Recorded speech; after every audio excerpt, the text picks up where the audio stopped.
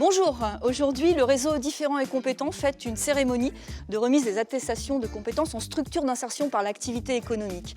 Et nous avons décidé de profiter de cette occasion pour remettre des trophées de la reconnaissance à des entreprises et à des collectivités du Trégor qui sont partenaires de ces structures qui œuvrent tous les jours au développement des compétences des salariés en insertion. Je vous invite à les découvrir avec moi. Je suis Jean-Marc Muller, responsable d'exploitation service déchets de l'Agnon Trégor Communauté. Et l'Agnon Trégor Communauté fait appel effectivement à des structures d'insertion.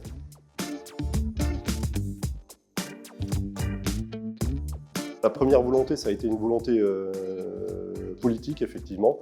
Et au niveau organisationnel, on retrouve un côté très réactif, très pratique, de pouvoir faire appel à des gens au pied levé le matin pour des absences non prévues. Comme profil, on recherche des gens qui ont des compétences qui ont été formés en déchetterie ou qui ont été formés à la collecte en benne ordures ménagères. Et les qualités essentielles, c'est d'être réactif, impliqué et d'avoir une plutôt bonne forme physique par rapport au travail en extérieur. Je fais Reaper, je me lève à 4 h du matin. Je commence à 6 h. Toute la matinée, je travaille. Je finis à 1h30, 2 h.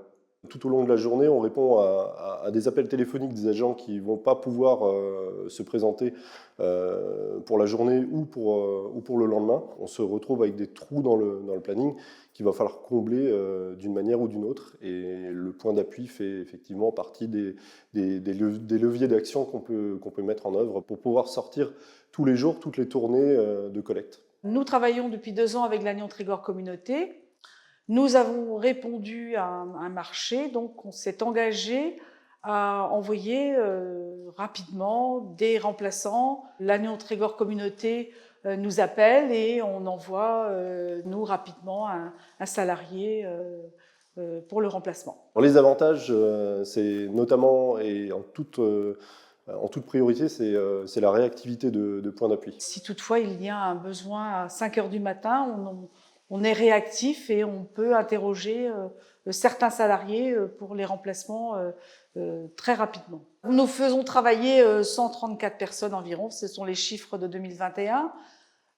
C'est un public donc en insertion avec certains problèmes. Il peut s'agir de la mobilité, des problèmes de santé, des problèmes de logement. On essaie de les accompagner pour lever tous ces freins et participer à leur insertion rapide.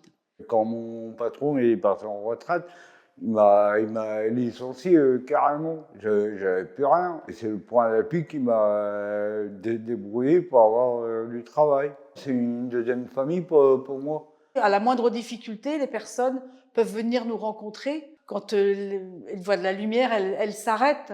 La porte est toujours ouverte. On a le sentiment, nous aussi, de pouvoir permettre à ces personnes-là d'avoir un pied à l'étrier et de retourner vers une situation beaucoup plus habituelle, beaucoup plus classique en fait. On est très très content parce qu'en fait c'est la reconnaissance d'un travail que l'on fait depuis plusieurs années, nous au sein de notre collectivité, pour bien intégrer l'ensemble des structures de l'insertion par l'activité économique et également les structures du handicap dans la politique de l'agglomération, notamment donc à travers ces marchés réservés. Donc pour nous c'est vraiment une reconnaissance de tout le travail qui a été réalisé depuis quasiment la création, même depuis la création de la communauté d'agglomération, donc en 2003.